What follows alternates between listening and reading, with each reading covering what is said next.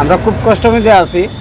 রিক্সা চালাইতাম আগে, রিক্সা চালানি বাদ দিয়া তখন প্লাসের চাল হয়ে পড়ছি, তাও বইতে দে না মেয়র সাহেব, তাও আইয়া লাগতে উঠে আইয়া উঠে দেয়।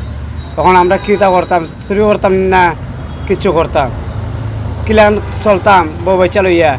এটা সরকার দেখেন না, তখন তো পেটে আর মানেন না, পেটে জ্বালা বড় জ্বালা। পেটে যদি মানতো তাহলে বড় বই থাকলাম না, ঘুমিয়ে খাইলাম, কিন্তু আমরা তো পারি না, খুব কষ্টের মধ্যে আছি। চলেন না দেখিয়া মালিকের খাতে দিলাম, তোমরা যাও গিয়ে আবার বাড়ি করো গিয়ে থাকো, লকডাউনের বাদে আইও। তখন ও লকডাউন লাগি আমি লইছি 2টা ফ্লাস, ও 2টা ফ্লাস লইয়া ও ইটা ব্যবসা করে। তখন যদি তাও আইয়া যদি মেয়র সাহেব লাগতে উঠে দে, আমরা কেমনে চলতাম? সরকারে তো দেখেন না, সরকারে দেখলে তো আমরা চলতে পারতাম, খাইতে পারতাম। যদি পেটে মানতো তাহলে পেটে মানল না, পেটে জ্বালা হইলে বড় জ্বালা। সরকার তো লকডাউন দিছে, গরিব গুরবাই কীভাবে খাইতেছে কীভাবে চলতেছে এইটার মধ্যে কোনো লক্ষ্য নেই। আমরা কীভাবে চলাফেরা করি, আমরা দানটা কীভাবে? আপনার নামটা? আমার নাম সফর আলী, আমি সাব ঠিকাদারি বলি। আমরা তোমার সিটিতে অনেক দিন ধরে ব্যবসা বাণিজ্য করি, আজকে দীর্ঘ অনেক দিন হয়ে গেছে ব্যবসা বাণিজ্য বন্ধ। আমরা দোকান ভাড়া, খাওয়া দাওয়া, বাসা ভাড়া, আমাদের অনেক কষ্ট হয়েছে সাধারণ মানুষ।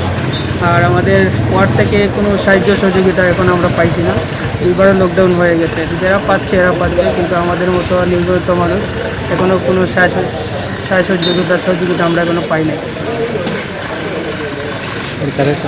সরকার তো দিচ্ছে, কিন্তু সরকার দিলেও তো আমরা তো আর পাইতেছি না এখনও।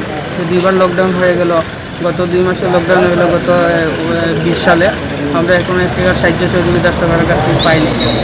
সরকার যাকে দিচ্ছে বা যার মাধ্যমে দিচ্ছে, ওরা মানুষ দেখে তার ইচ্ছা মতো তার নিজের মানুষ দেখে সাহায্য সহযোগিতা করতেছে, আমাদেরকে সাহায্য সহযোগিতা করতেছে না। প্রথম যে সময় লকডাউন হয়েছি এই সময় কিছু ছাড় দিয়েছি, অর্ধেক আইছি। এখন পুরা লকডাউনের মাঝে কোনো রিক্সা ভাড়া কম দেওয়া লাগে না, পুরা দেওয়া লাগে, বুঝছেন নি? আর এখন আগে রুজু করতাম 400-500, এখন 200-250 হলো, রিক্সাটা রুজু করা যায় না। কৃষক আনলাম কোনো তাল পাইলাম না, বলেন রিক্সাটা লইয়া বার হয়েছে, আর রিক্সাটা তো রুজি নেই, চলতেছে বাচ্চা কাচ্চা লইয়া খুব কষ্ট হয়, বুঝছেন? তখন রাস্তাঘাটে চলাও খুব কষ্ট। এরপরে কুরবানি যাইছে, বাচ্চা কাচ্চার কাপড় দিমু কি বা তুইতাম পারাম না, যে 2 কেজি চাল লইয়া নিমু আও আমার রাস্তাটা নাই।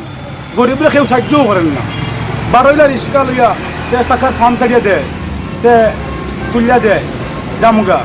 তখন খাজিরগাঁও থাকি নাইছে গ্রাম থাকি, আইয়া শহরও শান্তি না পাই, তে শহর আর চললে কী করবো?